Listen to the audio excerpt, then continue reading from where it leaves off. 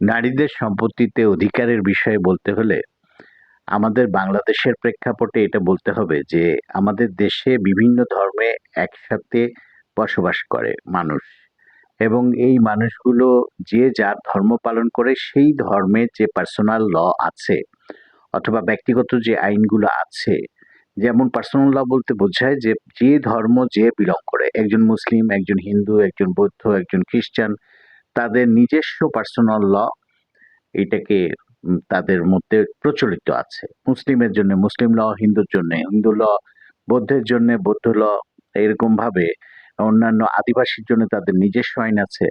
এবং এদের যে বিষয় সেটা হলো সম্পত্তি পাওয়ার অধিকার, তারপরে বিয়ে, অন্যান্য যেসব নিজস্ব ব্যাপার আছে, পার্সোনাল ব্যাপার আছে, সেগুলা কিন্তু প্রত্যেকের পার্সোনাল ল দিয়ে হয়। তার মানে একজন হিন্দু নারীর সম্পত্তি, হিন্দু নারীর যে হিন্দু আইন আছে সে আইন দিয়ে, একজন মুসলিম নারীর সম্পত্তি মুসলিম আইন যেটা আছে সেটা দিয়ে, এবং খ্রিস্টান নারী খ্রিস্টান যে আইন আছে সেটা দিয়ে হয়।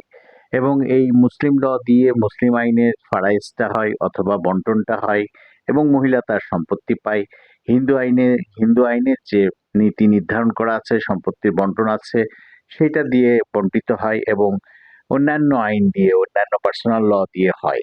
অর্থাৎ আমাদের দেশে যেসব আইন আছে সেগুলো যে ধর্মের মহিলা হন ওই ধর্মের আইন দিয়ে অথবা ওই পার্সোনাল ল দিয়ে এই তাদের সম্পত্তিগুলো ভাগ হয়।